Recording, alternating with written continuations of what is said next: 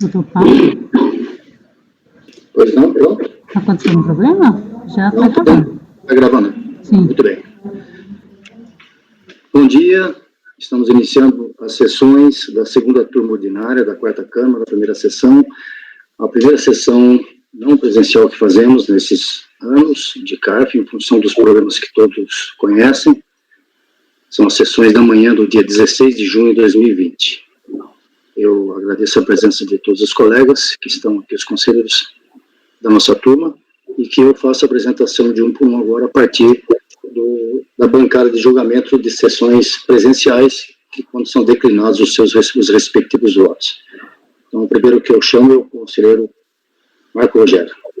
Bom dia, presidente. Bom dia, demais conselheiros.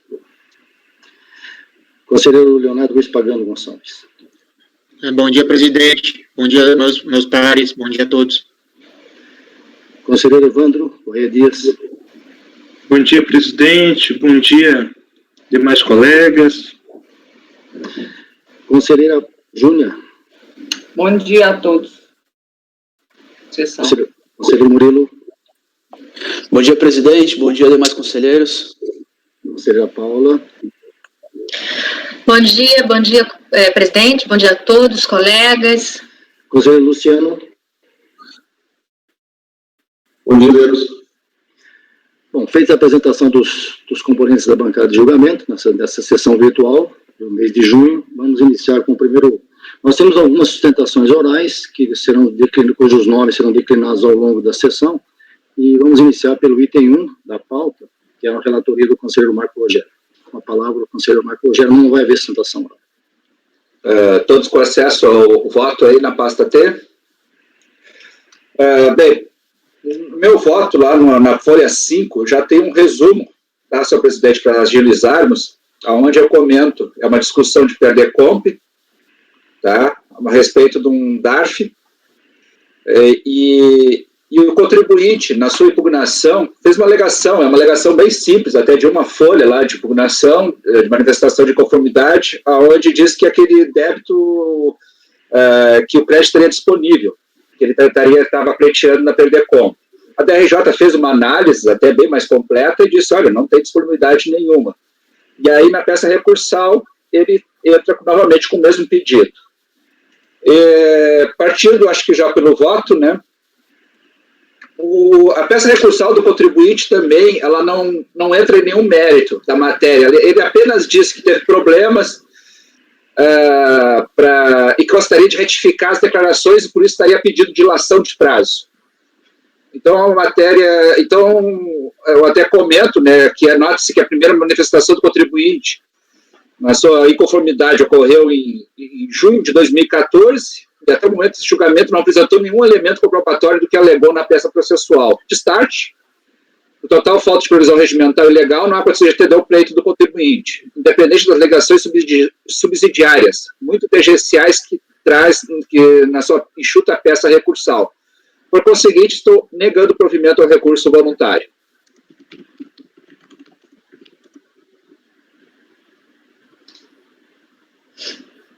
Dúvidas?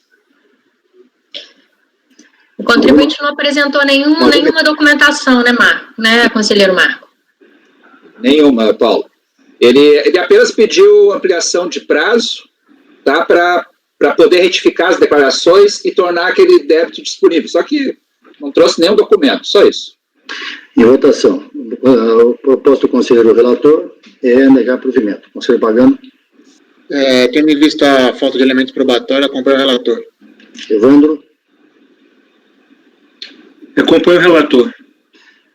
Júnior. Júnior, você está com o microfone desligado. Com o relator. Murilo. Acompanho o relator. Paula. Com o relator. Luciano. Acompanho o relator. Também com o relator, por unanimidade, negado o provimento. Julgamento encerrado. Item 2 da pauta. Esse processo que nós acabamos de julgar é no rito de repetitivo, né? Então, exato. Vai haver são vários processos. Próximo processo é a relatoria da conselheira Júnia. É o item 26 da pauta, também é repetitivo, processo final 2009-32. conselheira Júlia tiver disponibilização, pode avisar. Já estou disponível, presidente. Então, por favor, faça um breve relato, não vai haver sustentação, e depois podemos ir ao voto. Essa aqui é uma discussão, só para resumir, a discussão aqui é súmula 84, tá? É recolhimento indevido de estimativa, não era o recolhimento só da estimativa, era recolhimento indevido mesmo, e que na época, em razão da instrução normativa 600, foi indeferido pela DRJ, tá?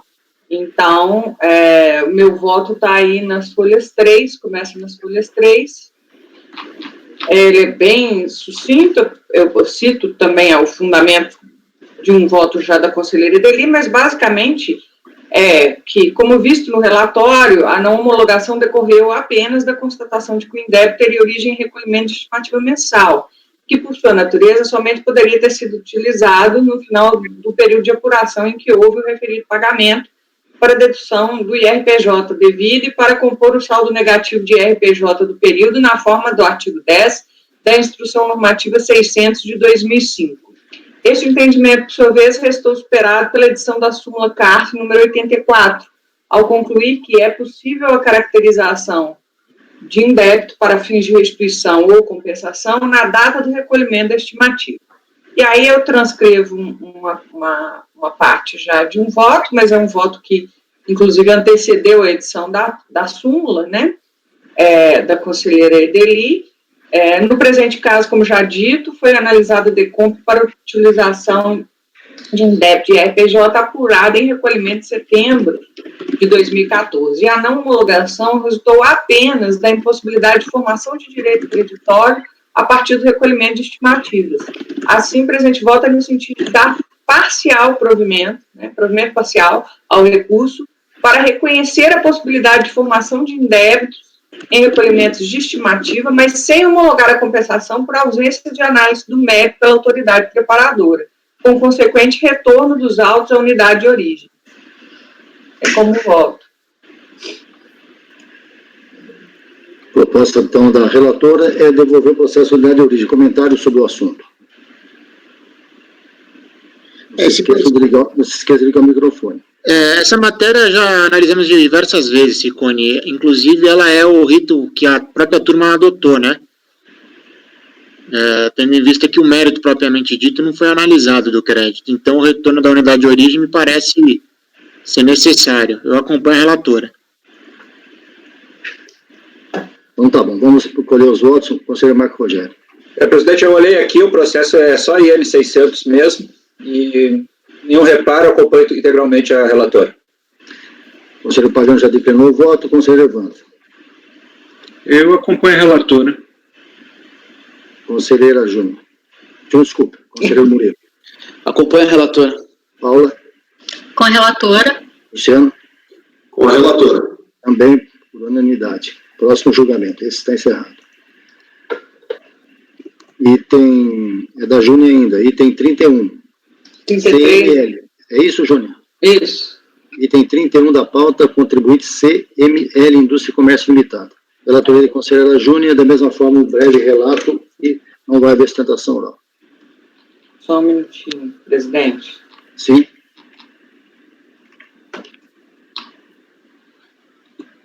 Esse aqui é o...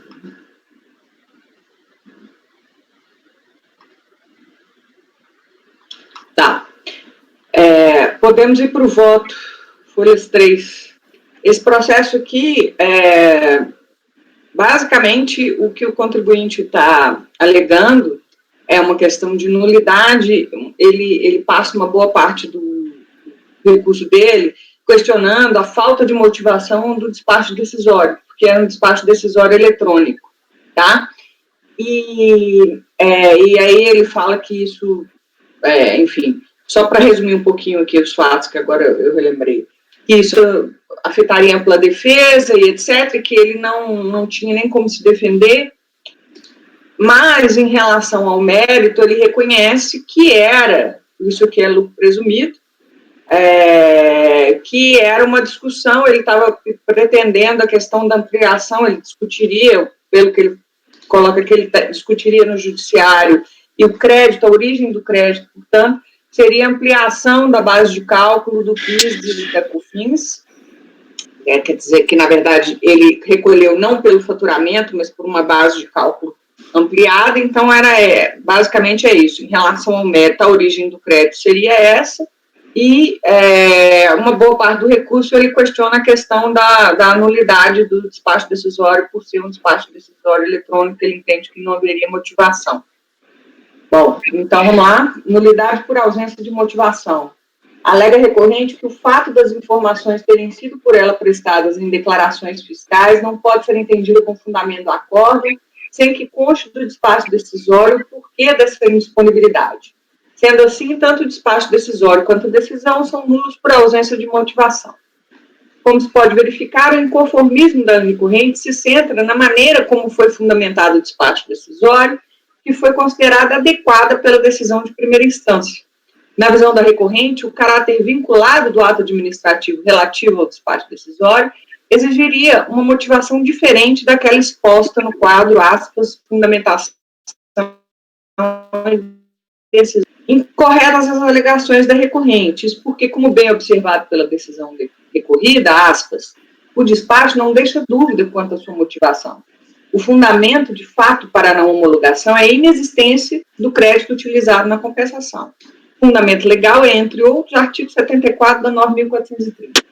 O caput do referido artigo diz que o sujeito passivo que apurar crédito passível de restituição ou ressarcimento poderá utilizá-lo na compensação de débitos próprios.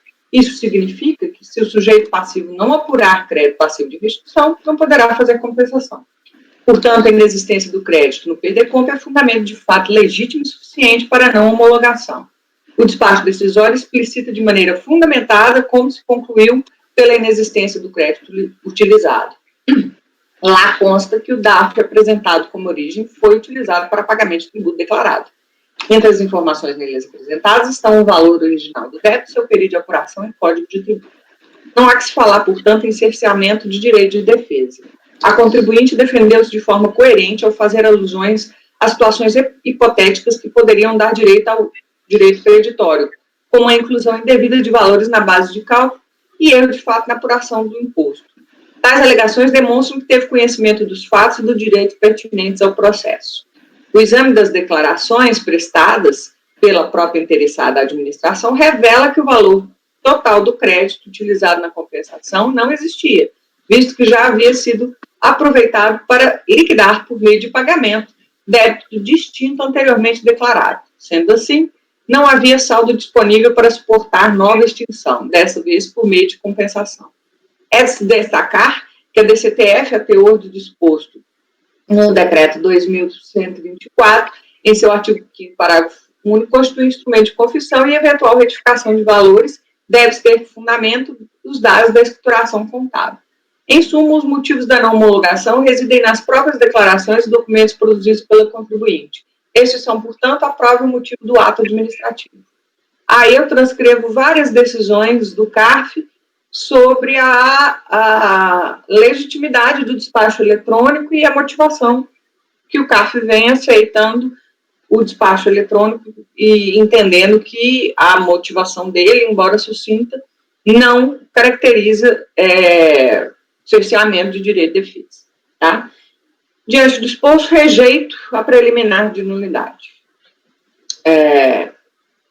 Um minutinho só, Jean. Vamos votar aqui. Está rejeitando a primeira de nulidade. Alguém discorda? Não. Eu não, continua, João. Tem uma segunda preliminar, que é nulidade em razão da falta de intimação para prestar esclarecimentos. Aí ela alega que ele seria nulo, deveria ter sido intimado para fazer os esclarecimentos, sempre que lhe restar dúvidas, né? Incorreta a premissa utilizada pelo recorrente. Isso porque os princípios do contraditório e ampla defesa se aplicam a partir do momento que existe lide, vale dizer, lançamento, ou no caso dos autos, despacho decisório, que indeferiu a compensação. Aí eu transcrevo um pedaço da decisão recorrida, onde ela fala isso claramente. Também questiona que não há que se falar em ofensa ao princípio do contraditório em relação aos procedimentos fiscalizatórios uma vez que esses possuem natureza inquisitorial. E aí eu transcrevo uma citação doutrinária, da mesma forma a jurisprudência do STJ, que reconhece que ele tem a natureza inquisitorial, e improcedentes, portanto, alegações de nulidade do lançamento por ofensa ao princípio do contraditório. Alguém discorda? Rejeitada por mérito. Mérito. Quanto ao mérito, alega a recorrente que o crédito pretendido teve a seguinte origem, aspas, a impugnante, ao calcular o quantum do IRPJ, utilizou-se de base de cálculo com valores que indevidamente a integravam, ou seja, base de cálculo ampliada. Incluiu nesta base de cálculo não só a receita decorrente de seu faturamento, ou seja, de suas vendas, mas sim as demais receitas que não devem compô-la. Para tanto, utilizou-se de algumas teses tributárias já julgadas pelo Supremo Tribunal Federal, de forma favorável aos contribuintes, a exemplo da ampliação da base de cálculo por alterar o conceito de faturamento, a exclusão da base de cálculo de determinadas despesas, etc. Por essa razão é que postulou a restituição/compensação do valor que pagou a maior dessa exação. Independente do entendimento da autoridade administrativa quanto à tese aqui apresentada, que pode ser contrário ou não, o fato é que essa questão não foi objeto de análise. Em primeiro lugar, é importante destacar que tanto às autoridades administrativas quanto ao CARF é vedada a declaração de inconstitucionalidade de lei ou ato normativo. Isso fica claro pelo disposto na súmula 2 abaixo transcrita. Eu transcrevo a súmula. As únicas exceções a essa regra são aquelas previstas no artigo 62A do regimento do CARF, quais sejam leis já declaradas inconstitucionais pelo Supremo Tribunal Federal em sede de repercussão geral ou controle concentrado de constitucionalidade. No entanto, a discussão sobre a indevida ampliação da base de cálculo do PIS e da COFINS pela Lei 9.718/98 foi proferida pelo STF no julgamento do RE 346084, Paraná, o qual não foi submetido à sistemática da repercussão geral. Em face do exposto, nego provimento ao recurso. Proposta da relatora negar provimento. Alguém tem algum comentário? Alguém discorda? Então, vamos ao voto. Marco? Acompanho. Pagano? Acompanho. Evandro? Acompanho a relatora. Murilo? Acompanho. Paula? Acompanho, olhei aqui o processo e, de fato, não tem nada em relação ao próprio crédito, são só as alegações. Então, acompanho. Luciano? Acompanho a relatora. Também, por unanimidade, é rejeitado as preliminares e negado o provimento. Prosseguindo, próximo item da pauta é o item, esses são todos que nós analisamos, também são repetitivos, mas vem mais um repetitivo agora. É o número 37, o paradigma, relatoria da conselheira Paula. Por favor, disponibilize os votos. O voto já está disponibilizado, eu só estou terminando de anotar o resultado desse julgamento. Depois a gente pode anotar isso tranquilamente, viu, Paula? Então, é o item 37, são vários repetitivos, mas o paradigma é o 37, a relatoria da conselheira Paula. Isso. O voto já está disponibilizado aí na pasta T. Quando vocês estiverem prontos, eu posso começar já. Ok. É André e família, né? Isso. André, isso, perfeito. Pode começar, Paulo. Trata-se de recurso voluntário contra a aplicação de multa isolada, aplicada em decorrência de declaração de compensação não homologada com suposto indício de fraude.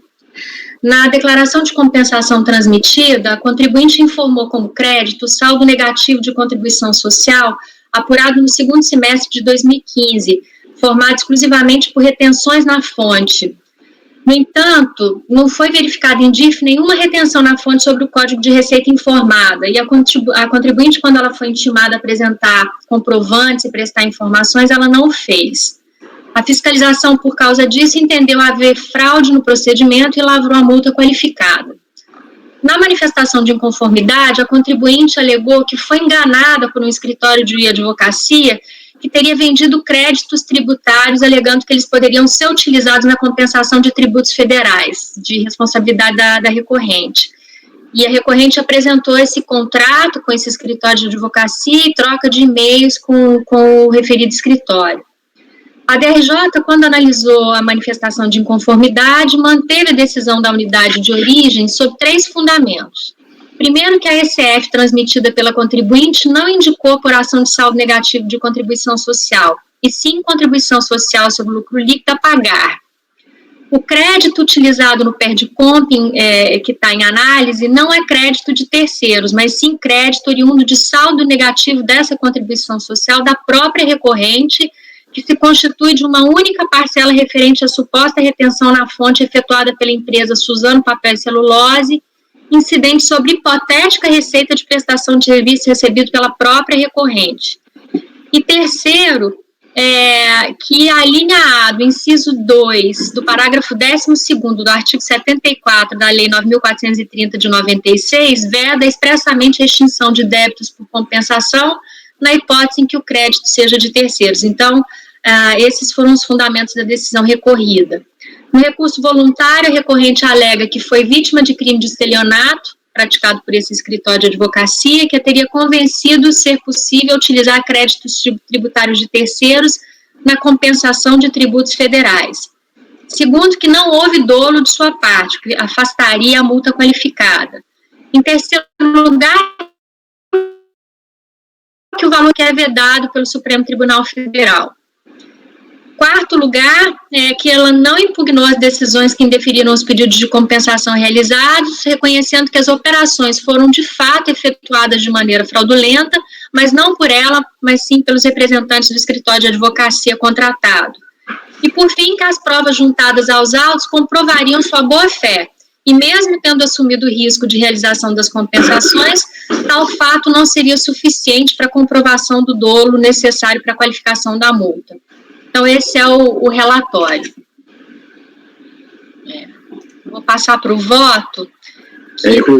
Inclusive, Paula, em relação ao voto, as matérias que tem súmula aí no CARF, você já pode, resumidamente, né? Já tem súmula. Tá. Bom, então, as preliminares, né, quanto à inconstitucionalidade da lei, que é bem no comecinho do voto, a súmula CARF número 2, ela veda a esse conselho se pronunciar sobre a inconstitucionalidade da lei tributária. Bom, então rejeita a preliminar de mérito levantada pela recorrente. O senhor quer colocar em votação ou podemos partir para o voto? Não há nem necessidade, tem súmula. Sim, exato. Bom, ressalta-se que a defesa da recorrente funda-se exclusivamente na alegação de que essa teria sido induzida de boa-fé a utilizar-se de crédito de terceiros para compensar débitos tributários de sua titularidade.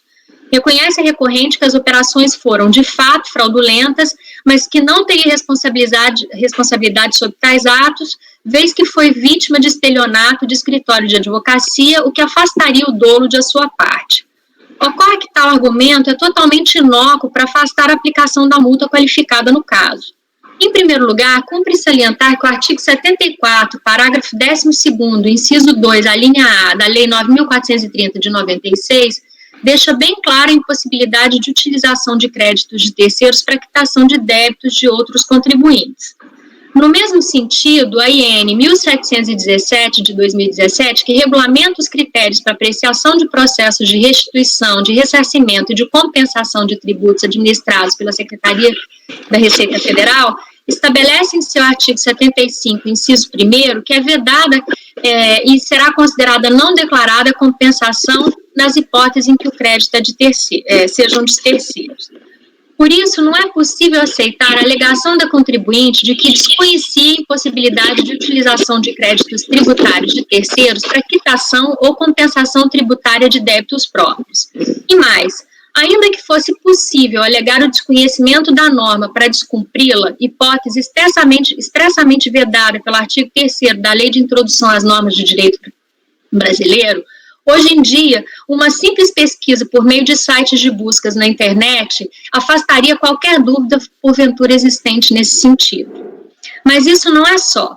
É preciso ainda esclarecer que o despacho decisório que não homologou a compensação pleiteada o fez não porque o crédito tributário informado no PERDCOMP se referia a crédito de terceiros, mas sim, segundo as informações apresentadas pela própria contribuinte na DECOMP transmitida, o crédito informado referia-se a saldo negativo de contribuição social apurado no segundo trimestre de 2015, formado exclusivamente por retenções na fonte sob o Código de Receita 5952, retenção de contribuições sobre pagamento de pessoa jurídica a pessoa jurídica de direito privado.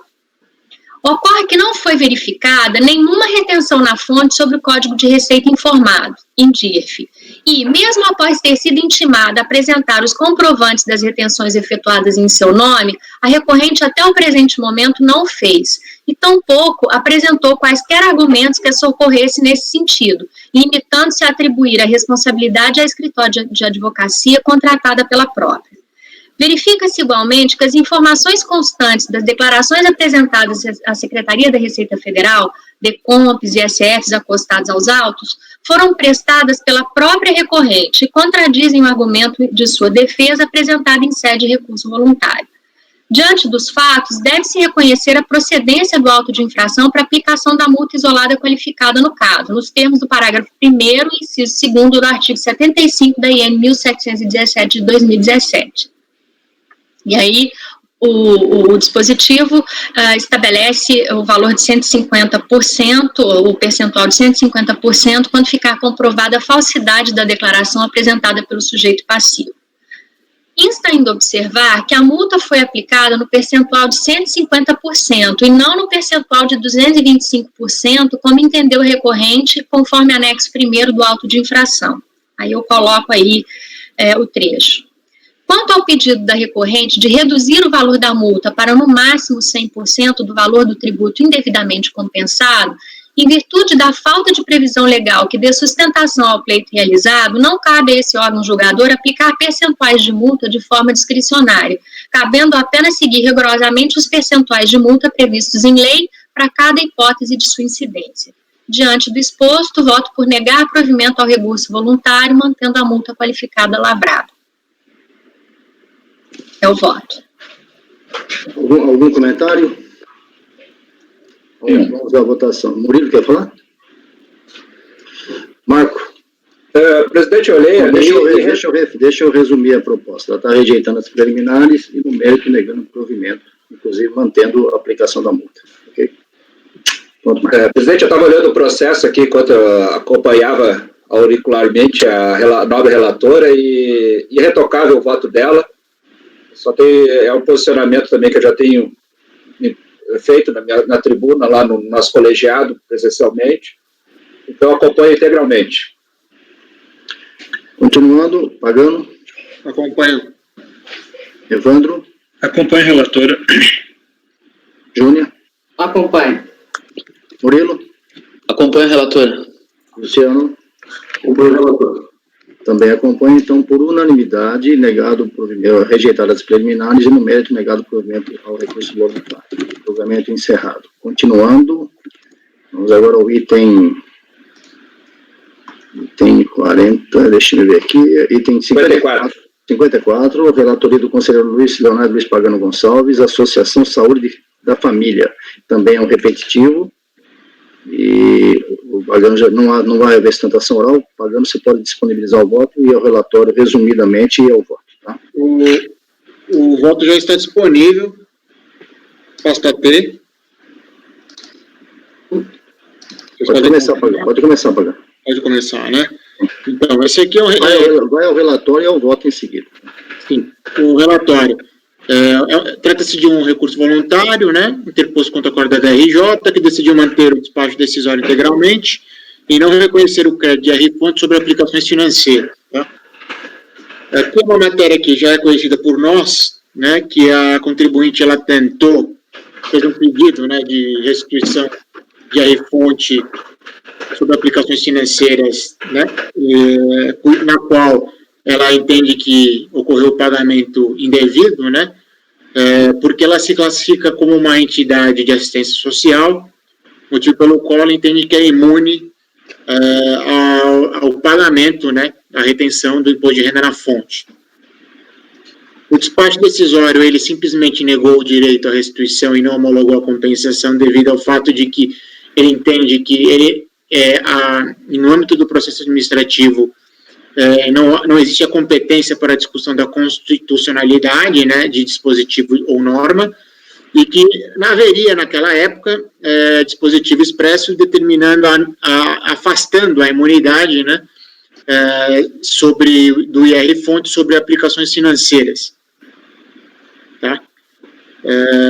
A DRJ foi no mesmo sentido, dizendo que o parágrafo 1º do artigo 12 da Lei 9, deixa eu ver o número da lei exato, 9.532/97, ele afastava a imunidade em relação às aplicações financeiras, né? Ou seja, o motivo pelo qual a IR-fonte também não seria, ela não teria direito à imunidade do IR-fonte, e motivo pelo qual ele negou o provimento, né? Ele indeferiu a manifestação de conformidade da recorrente. A recorrente interpôs recurso, e na qual ela reafirma, né, a sua imunidade e alega, e informa também, que o parágrafo 1º do artigo 12 dessa Lei 9.530 foi declarado, primeiro os efeitos desse artigo foi suspenso pelo STF, em seguida foi declarado inconstitucional pelo próprio STF. De forma resumida, esse é o relatório. Alguém mais precisa de mais alguma para julgamento ou pode passar o voto? Acho que está suficiente, agora. Pode ir ao voto. Tá.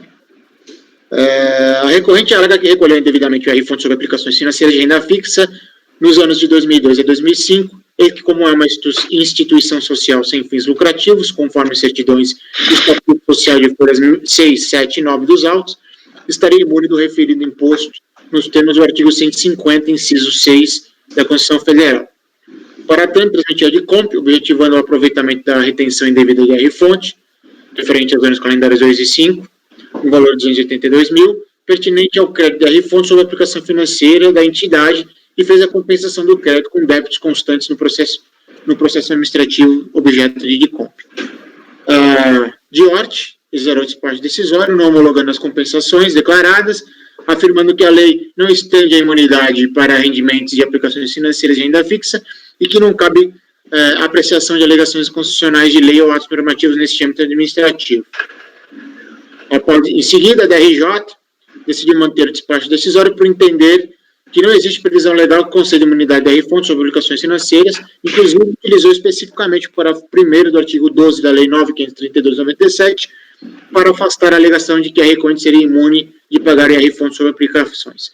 A recorrente, por sua vez, alega e questiona seu recurso, né, trechos da ADIM 1802, afirmando que o STF suspendeu a eficácia dos efeitos do parágrafo 1º, nesse caso inteiro, o parágrafo inteiro, e a linha F do parágrafo 2º do artigo 12, bem como o caput do artigo 13 e 14 da Lei 9.532/97. Em relação à matéria discutida nesses autos, o texto do parágrafo 1º do artigo 12 da lei acima citada, de fato, restringe, né, afasta a imunidade da recorrente no caso de IR-fonte incidente sobre aplicações financeiras. Vejamos o texto. Eu vou ler só o parágrafo 1º, não vou ler o caput, que eu não vejo necessidade, tá? Então, o parágrafo 1º do artigo 12 é o seguinte, ele preocupava, né, dizia o seguinte: não estão abrangidos pela imunidade os rendimentos e ganhos de capital feridos em aplicações financeiras de renda fixa ou variável.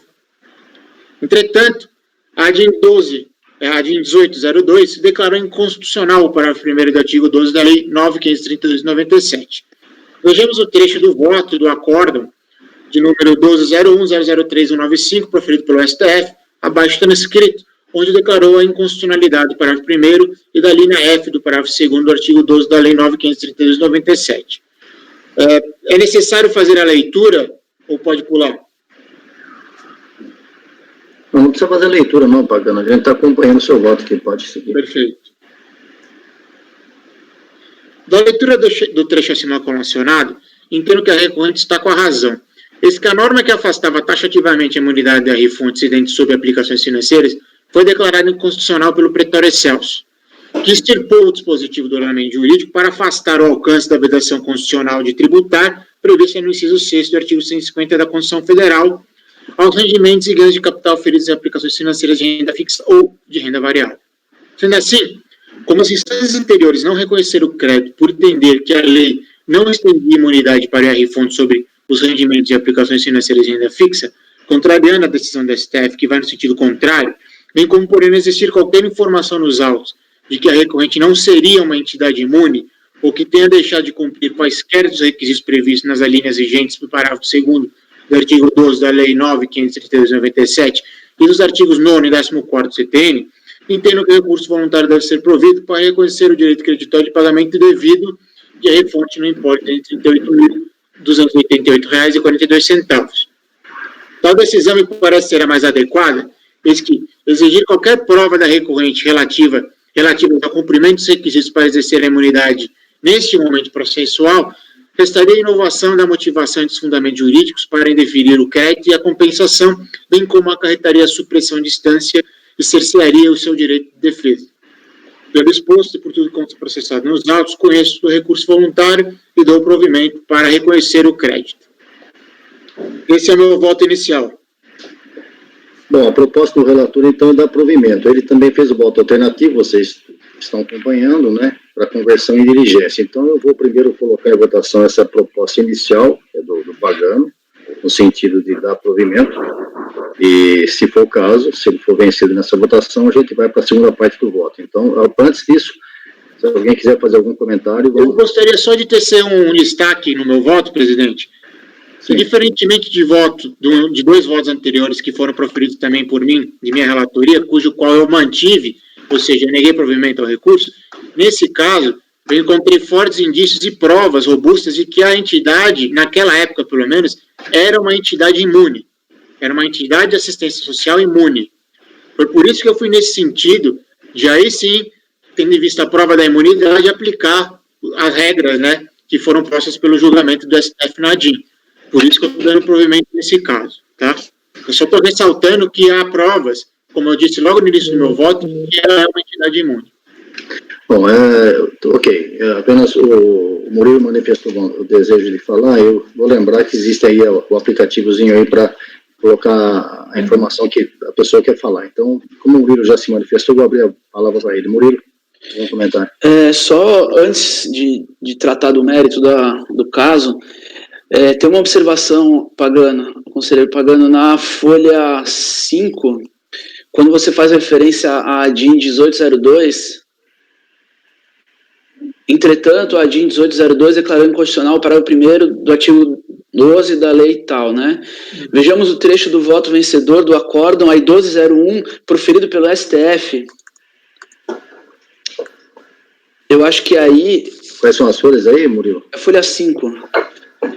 Essa numeração de acordo é a numeração do CARF, né? Folha 5 no rodapé, né? Não, no trecho ali. Antes da transcrição do voto vencedor, do acórdão 1201-003-195. Localizou aí, Pagano? Localizei. Não me parece que tenha sido o STF que proferiu esse voto, né? Não, isso aqui é colacionado é parte do voto do STF. O que acontece é o seguinte, eu peguei um trecho de um voto do CARF que colaciona parte do voto do STF. Entendi. Esse voto que está transcrito é o voto proferido pelo STF, exatamente nas palavras do STF. Olha só, do jeito que está escrito, parece que o voto vencedor no acórdão 1201 foi proferido pelo CARF. Pelo STF. Seria melhor citar direto desculpa. Eu acho que aqui a referência, a gente sabe, a gente conhece essa numeração, né? Vejamos o trecho do voto vencedor no acórdão tal, proferido pela primeira turma da segunda Câmara, que transcreve o voto do STF. Reproduz o entendimento do STF. Então, o quê? Eu faço essa retificação no voto. Ajusta a redação, fica melhor. Agora, quanto ao mérito do caso, essa observação que você fez, Pagano, no final, dizendo que você verificou que a entidade cumpriu os requisitos, que há prova de que ela era imune, etc. No voto, você está dizendo expressamente que não é caso de entrar nessa seara, porque as instâncias anteriores não... Exatamente. Assim não fizeram, né? O que eu queria dizer é o seguinte, as folhas iniciais no meu voto, eu constatei que ela é uma entidade imune, ou seja, há fortes indícios de que ela é sim uma entidade imune, mesmo porque ela tem certidão expedida pelo Ministério, tá, na época, informando, declarando que ela era uma entidade imune. O contrato social também vai nesses termos, tá? Então, ou seja, existia um arcabouço probatório de que realmente ela era uma entidade imune. O que eu falo no final do meu voto já vai no seguinte termo: eu não vejo a necessidade de se analisar os requisitos, os outros requisitos do artigo 12 da mesma lei, porque o motivo pelo qual o despacho e o acórdão afastaram, indeferiram o pedido de restrição, foi porque eles entendiam que não existia imunidade para de R-Fontes sobre aplicações financeiras, o que foi revertido por si só expressamente pelo STF. Então, ou seja, a diferença entre os meus votos anteriores, cujos quais eu não dei provimento de recurso voluntário, é porque não existia nem certidões e nem provas de que a própria entidade era uma entidade imune. Porque são dois pontos aqui que você tem que analisar. Primeiro a entidade é uma entidade imune? Segundo ponto, ela é uma entidade imune, porém, para a IR-Fontes sobre aplicações financeiras, ela recumpriu os outros requisitos das alíneas A a E do artigo 12 da 9.532, entendeu? São dois pontos. Aí que está a questão, esse item, se a entidade é imune ou não, não consta da sua razão de decidir, porque você está dizendo o seguinte: olha só, as instâncias anteriores foram na linha de que rendimentos de aplicações financeiras não são alcançados pela imunidade. Aí a sua razão de decidir foi o seguinte: não, o STF suspendeu a eficácia desse dispositivo. Exatamente. Portanto, isso tudo é irrelevante. E como não entraram na questão da imunidade, não cabe agora aqui fazê-lo. Então, eu estou dando provimento. Foi isso que você fez, né? Não, na verdade é o seguinte: eu digo que ela é uma entidade imune, só que como... Então, esse é o ponto. Você está dizendo que ela é entidade imune? Sim, ela estaria referida a imposto nos termos tal, porque eu digo que tem as certidões e o contrato social, logo no início do meu voto. Em seguida, o porquê que tem que ser analisado isso? É o seguinte: ela é uma entidade imune. Agora, se o R-Fontes sobre aplicações financeiras são imunes, aí teria que ser visto os requisitos do parágrafo 2º do 12. Só que como isso não foi matéria do processo, eu não posso ver isso agora. Por quê? Porque na época que foi proferido o despacho decisório e o acórdão, eles simplesmente aplicaram o parágrafo 1º do artigo 12, e na época dizia que a aplicação financeira não era imune, entendeu? Eu entendi. Agora, eu acho que não dá para dizer que ela é entidade imune, né? Esse é o ponto. Esse que eu tô... Eu entendo que ela é uma entidade imune. Então, agora, essa é a razão de decidir, porque a gente não pode proferir qualquer juízo a esse respeito, no meu entendimento. Que... Acontece que se não foi dito que ela não é uma entidade imune, existem provas, circunstâncias fáticas, de que ela apresenta fortes indícios de que ela é uma entidade imune, eu vou entender que ela é uma entidade imune. Então a gente tem que discutir esses fortes indícios. Cadê eles? Né? Eu acho que não é esse o ponto. Posso só fazer aqui uma colocação? No acórdão, no início do acórdão e no relatório do acórdão que está sendo recorrido, e na manifestação de inconformidade que a contribuinte apresentou, ela declara que ela é uma atividade imune. O fato é que o acórdão não entrou nesse mérito, ele simplesmente considerou, independente se ela é imune ou não, o acórdão simplesmente, para afastar o pedido da recorrente, o acórdão simplesmente considerou que não seria possível dar imunidade em relação ao imposto de renda retido na fonte sobre aplicações financeiras. Então, eu entendo que o conselheiro Leonardo está dizendo, é que o próprio acórdão partiu de uma premissa que, ok, sendo uma entidade imune, o imposto de renda retido na fonte seria incidente porque existe previsão legal para afastar a imunidade nesse caso. Então, eu acho que o acórdão partiu da premissa de que, sim, eu não estou discutindo a sua imunidade, que, de fato, existe aí a imunidade pela atividade praticada, mas afastou por um outro sentido. Eu acho que foi esse o ponto aí, porque o acórdão ele é silente, mas a contribuinte se manifestou nesse sentido. Então, eu acho que a gente pode se manifestar também. Ok. Exatamente nesse sentido, Paulo. Só para terminar de explicar, desculpe, presidente. Sim. O acórdão, ele simplesmente aplicou o parágrafo 1º do artigo 12 da 9.532 e falou, ó, para aplicação financeira, a lei determina que não existe imunidade. Ponto. Ele não entrou na seara de analisar se a empresa é ou não imune.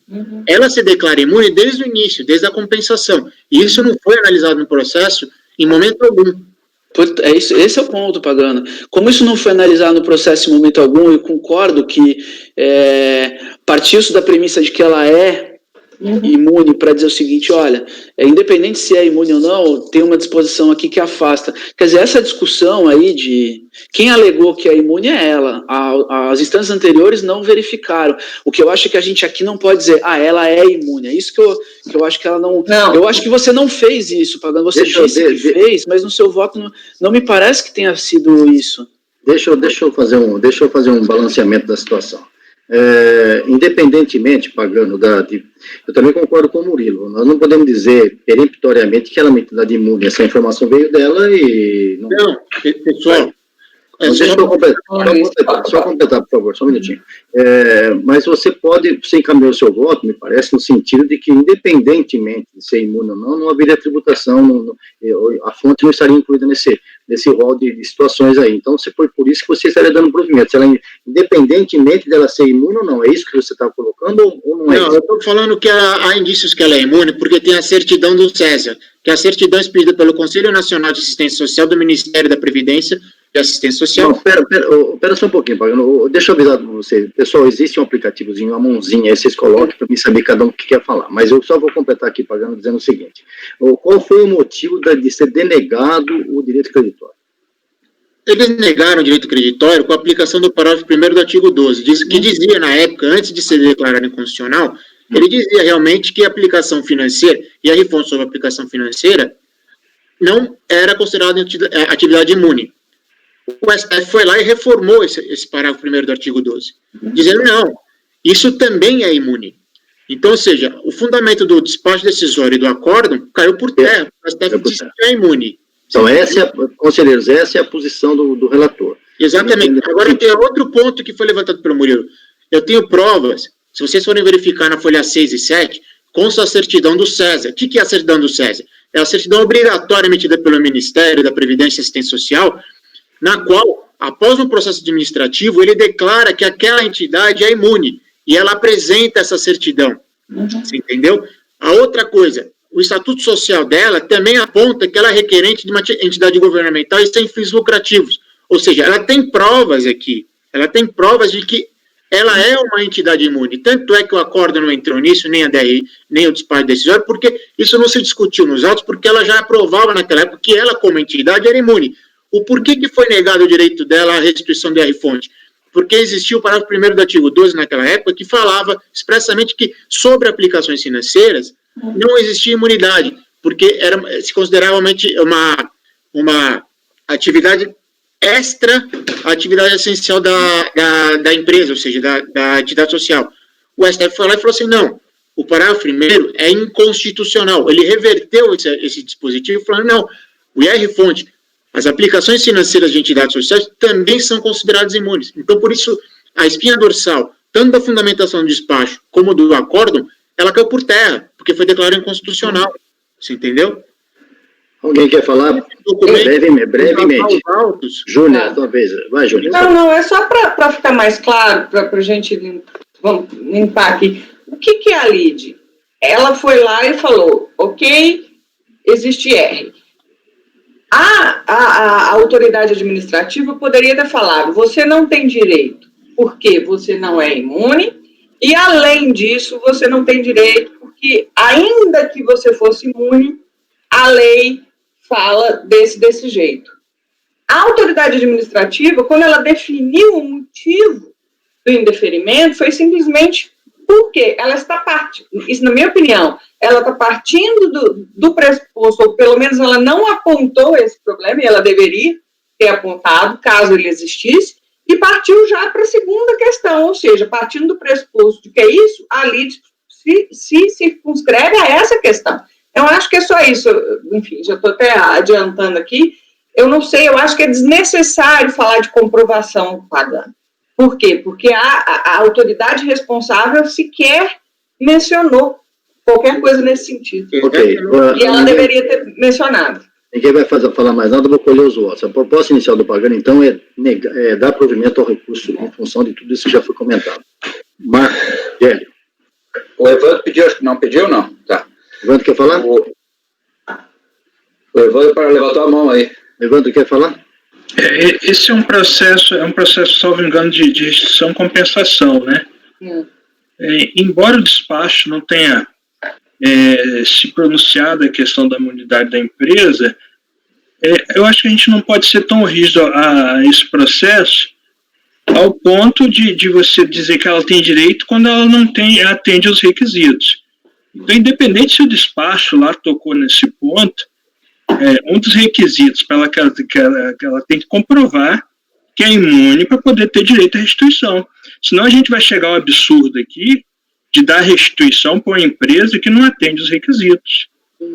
É isso que eu penso a respeito desse processo aqui. Perfeito. Murilo, você levantou a mão. Desculpa insistir nesse ponto, presidente, mas olha só, no voto, o relator ele começa dizendo que a empresa disse que é imune, a entidade, né, diz que é imune, aí vem relatando o que fez a DRF, depois a DRJ, transcrever tudo, lei e voto do STF, o relator assinala o seguinte: sendo assim como as instâncias não reconheceram o crédito por conta da questão dos rendimentos, aplicações financeiras, agora, bem como por inexistir qualquer informação nos autos de que a recorrente não seria uma entidade imune, ou seja, a razão de decidir não é porque ela é imune, é porque não há prova de que ela não seja. Só para deixar claro que a gente que ficou diferente do que está no voto, do que foi comentado depois da leitura do voto, né?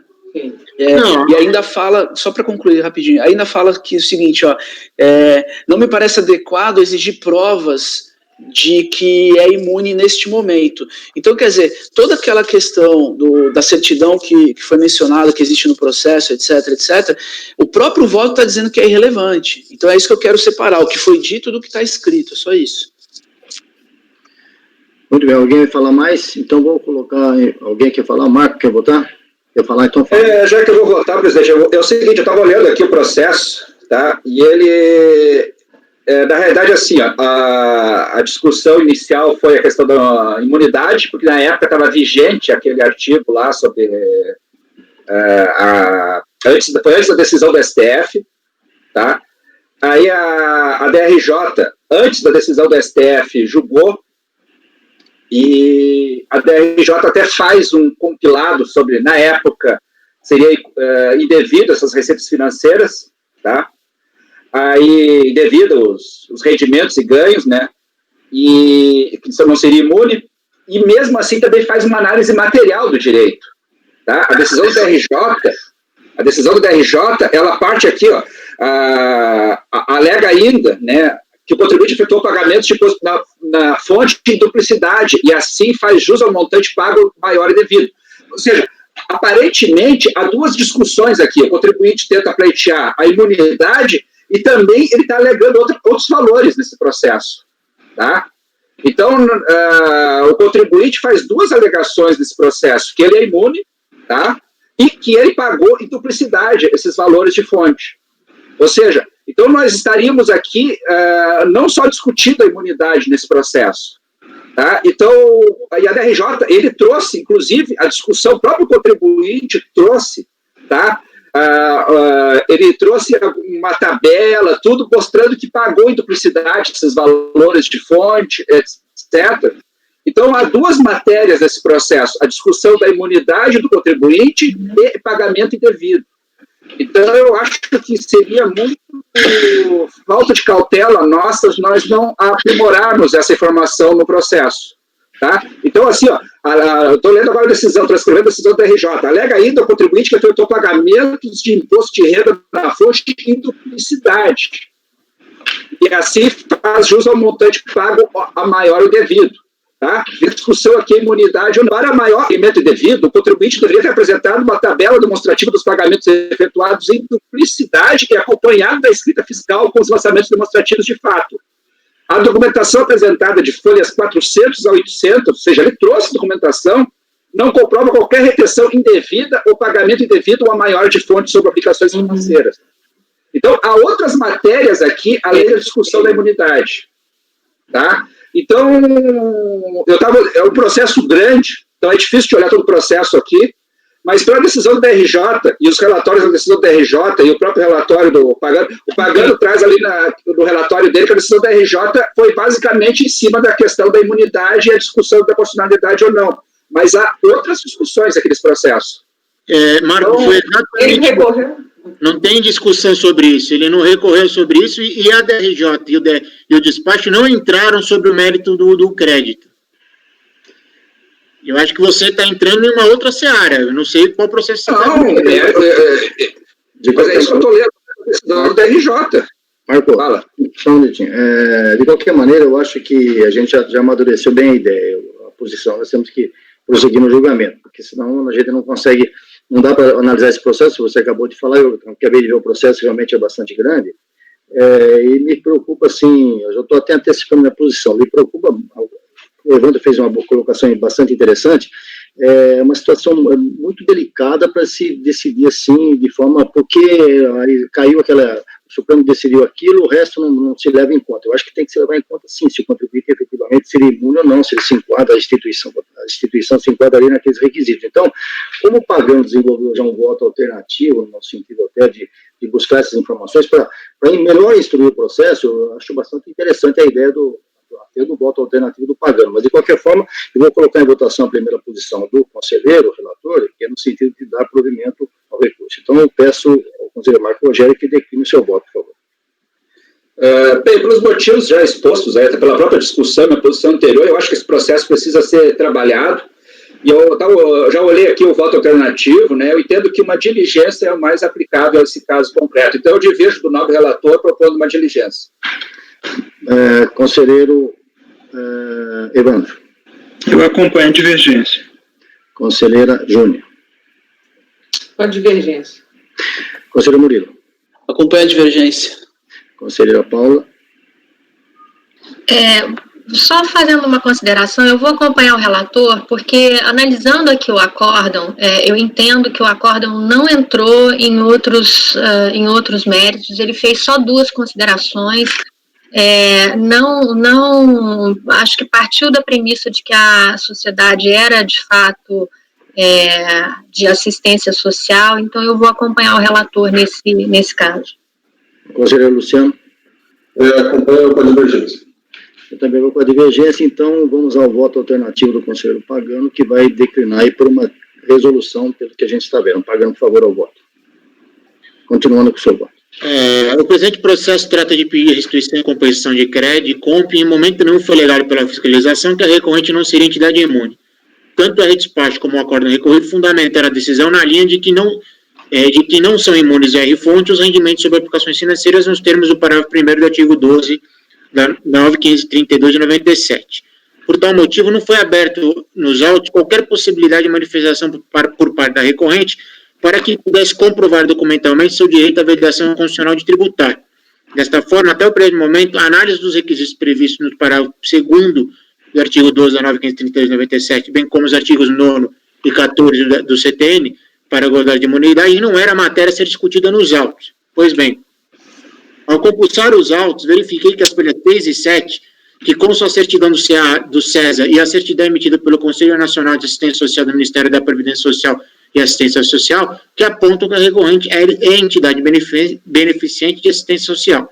Da mesma forma, no Estatuto Social, as folhas 9, aponta que a requerente é entidade não governamental e sem fins lucrativos, com o objetivo principal a elevação da qualidade da vida humana através da promoção de atividades científicas, filantrópicas, educacionais e ou literárias na área da saúde pública no Brasil. Nota-se que tais documentos são antigos, próximos na data em que foi requerida a compensação do crédito objeto deste processo, e levam a crer que a recorrente realmente é uma instituição social sem fins lucrativos e, por isso, teria direito a gozar da imunidade alegada. Entretanto, a despeito da DIN 1802 considerar que alguns dispositivos da Lei 9.532 e 97 inconstitucionais, conforme trecho do voto vencedor do acórdão lá em cima proferido pelo STF, a decisão do Pretório Celso não alterou os requisitos necessários para se gozar da imunidade explicitada na mesma norma, sendo que apenas declarou inconstitucional a linha F do parágrafo 2º do artigo 12, gozando de validade e eficácia as demais alíneas desses dispositivos. Assim, com exceção da linha F do parágrafo 2º do artigo 12, que foi declarado inconstitucional, a imunidade da recorrente fica condicionada a determinados requisitos, os quais devem ser comprovados no processo. Vejamos abaixo. Aqui eu listei o artigo 12 dos seus requisitos, que foram declarados que não foram declarados inconstitucionais. Seguindo a linha da norma específica, né, da 9.532, o CTN também tem requisitos para a fruição da imunidade prevista no artigo 9º, parágrafo 1º e artigo 14 do mesmo diploma, do CTN. Tá? Aqui, então, na verdade, é um copo-cola, tá? Um completa o outro, os requisitos específicos mesmo estão na 9.532, que é o que precisa ser comprovado. Vejam, outros jogadores, a necessidade de se cumprir os requisitos para a fruição da imunidade estão previstos tanto na norma específica, no artigo 12, como no CTN, não excepcionado no ordenamento jurídico como lei complementar. Assim, tais requisitos não foram analisados nos autos por nenhuma das instâncias anteriores para se afirmar que a recorrente é uma entidade imune. Entendo que o julgamento do recurso voluntário deve ser convertido em diligência para que a unidade de origem analise os requisitos previstos nas alíneas do parágrafo 2º do artigo 12 da 9.532 e 97, e conforme se realmente a recorrente tem direito à imunidade do IR-fonte incidente sobre as aplicações financeiras. Inclusive, esse é o entendimento em relação à necessidade de se verificar nos autos se a recorrente respeitou os requisitos previstos na lei para usufruir da imunidade, já foi analisado por esse exemplificar o acórdão tal. A emenda do acórdão. Aqui eu estou explicando por que deve se precaver, que vai na linha dos quais os conselheiros votaram, tá? Aqui está dizendo assim, ó, só para a segunda parte em negrito, nos autos da DIN 1802, o STF apontou a necessidade e a preocupação em respaldar normas da lei ordinária, direcionadas a evitar que falsas instituições sejam favorecidas pela imunidade ou isenção. Esse aqui é o motivo pelo qual a necessidade de se manter os requisitos do artigo 2º, do parágrafo 2º do artigo 12. Então, aqui abaixo, eu estou dizendo o seguinte: dessa forma, voto por converter o julgamento do recurso em diligência para que os autos retornem à unidade de origem para que verifique se a recorrente é entidade imune e cumpra os requisitos previstos no parágrafo 2º do artigo 12 da lei, abaixo descrito. Então, ela vai ter que demonstrar que cumpriu todos esses requisitos exigidos por lei. Caso necessário, intime a recorrente para entregar os documentos passíveis e comprovar que é imune de pagar IR-fonte sobre aplicações financeiras. Em seguida, elabora o relatório fiscal fundamentando seu parecer se a recorrente se enquadra ou não nos requisitos para usufruir da imunidade de IR-fonte sobre aplicações financeiras. E, em seguida, retorna os autos para o CARF. É como eu voto. Eu acho que a colocação está bastante interessante, bastante completa. Alguém quer fazer mais algum comentário a respeito disso? Talvez só fosse interessante, porque como já faz muito tempo, isso é processo antigo, enfim, e parece, pelo que o Pagano falou, que a documentação que a gente estaria mandando é para a instância de origem confirmar essa documentação, que aparentemente já está até nos autos, de certa maneira. Meu medo é o seguinte: pode ser que ele não tenha a documentação agora, mas que a época dos fatos fosse válida. É só para ressaltar que há a documentação da época, né? Acho que não sei se é necessário explicitar isso, só isso. Vocês entenderam? Então, tá bom. Só mais um ponto, e aí, partindo até do ponto que o conselheiro Marco levantou, já que a gente vai estar votando, né, no sentido de converter o julgamento em diligência, comprovar, então, a retenção da fonte desses tributos, né, já que foi o ponto que o conselheiro Marco levantou. Acho que a gente podia incluir na diligência não só a comprovação da imunidade, mas também a comprovação da retenção na fonte que o contribuinte alega. Que aí eu acho que a gente cobriria todos os pontos levantados aqui, não? Mas quem tem que comprovar, quem reteve a fonte foi a instituição financeira, né? Não foi a recorrente. Mas ele tem como comprovar isso. Ele também. Ele apresenta informes de rendimento. Aqui ele está dizendo que ele recolheu o IR-fonte 2 vezes, segundo o que consta do Marco Leu do voto, entendeu? Do acórdão recorrido. E se ele diz que alegou, a minha dúvida é que ele pode querer pleitear 2 vezes esse fonte também, né? Então, essa é a minha temeridade nesse momento. Bom, mas aí vai da unidade de origem analisar o crédito que ele tem, né? Ela tem que que a unidade... Não. Que tu está pedindo só para discutir. Eu acho que a Paula suscitou bem esse aspecto aí, que tu está pedindo só para discutir a questão da imunidade. Eu acho que é interessante também verificar a existência da comprovação do crédito também. Até porque no conta corrente da Receita, se existisse recolhimento em duplicidade, vai aparecer. Evandro. Colegas, eu tenho uma dúvida processual aqui. Já que o relator negou provimento ao recurso, não caberia ao relator, no meu entendimento, trazer voto alternativo. Não, eu dei provimento. Ele pode sim. Eu entendo que não. Caberia ele trazer voto relativo se ele julgasse intempestivo, ou se ele primeiramente trouxesse uma diligência e a gente divergisse e entrasse no mérito. Da forma, ele entrou no mérito. Ele negou o provimento. Então, eu entendo que a proposta de diligência caberia ao conselheiro a divergência. Quando Marco Rogério instaurou a divergência, caberia ao outro conselheiro fazer o voto da diligência. É a minha opinião. Não. Seria se fosse assim. Espera, Pagano. Não, posso falar. Pode falar, Pagano. Quem quer falar? Eu espero, não tem problema. Não, você pode falar, Pagano. Você é o dono do processo. Não, o que acontece é o seguinte, eu dei provimento ao recurso, eu não neguei, eu dei provimento ao recurso, porque eu entendia que o motivo principal do processo tinha sido afastado, inclusive por decisão do STF.